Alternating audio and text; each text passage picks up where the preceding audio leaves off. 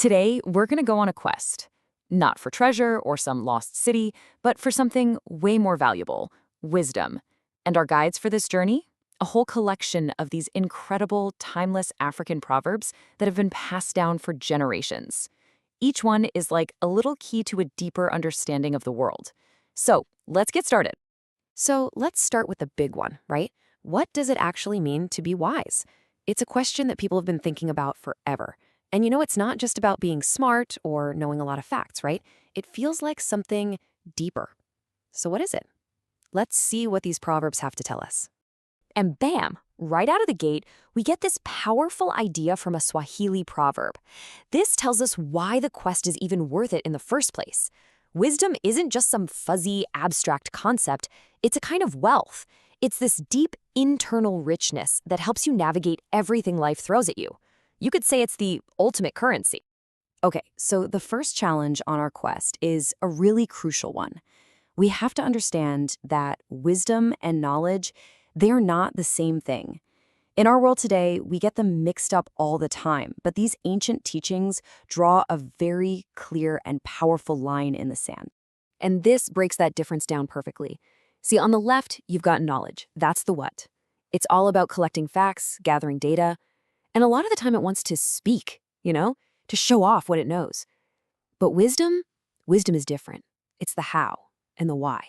It's about applying what you know, understanding the bigger picture, and most importantly, having the quiet confidence to just listen first. And this quote just nails it. Yeah, it's from a modern icon, but it captures this ancient truth so well. That impulse to jump in and prove what you know, that's knowledge talking. But that patience, that ability to really hear someone and understand, that is the mark of wisdom.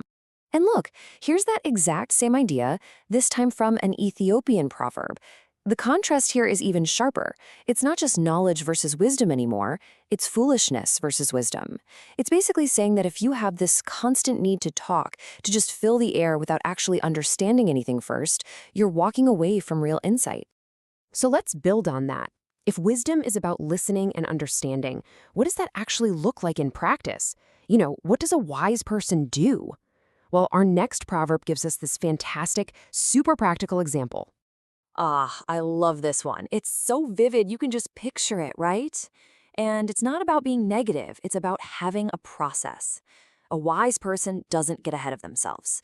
They don't prepare a basket for an animal they haven't even hunted yet. It means wisdom is grounded in reality, in thoughtful preparation. So what this really shows us is that wisdom creates a method. First, you observe. You understand what's going on around you. Then you prepare. You get your tools ready, you gather your resources, and only after you've done all that thoughtful prep do you actually act. It's all about being intentional, not impulsive.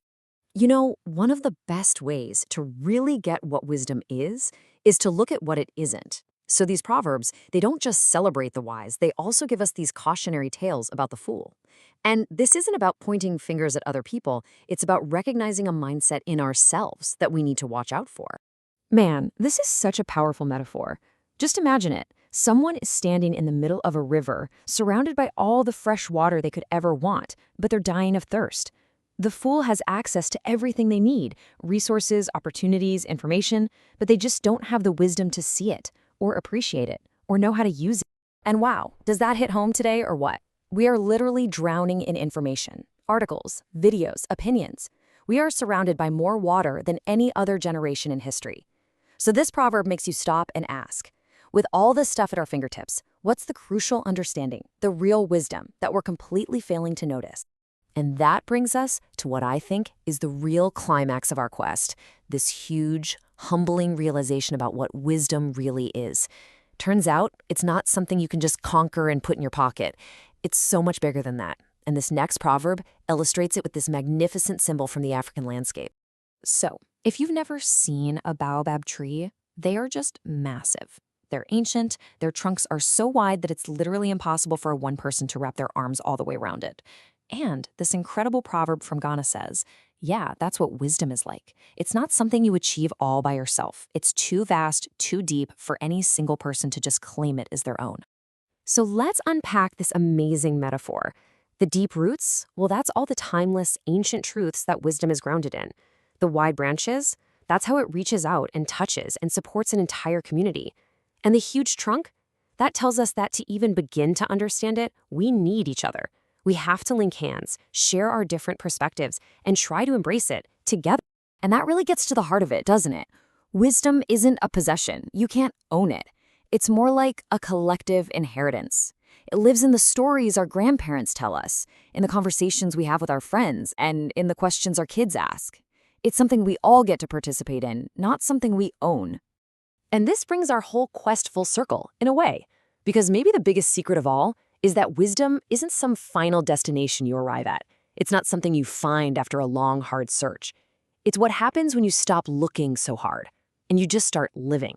Living with intention, with presence, and with an open heart.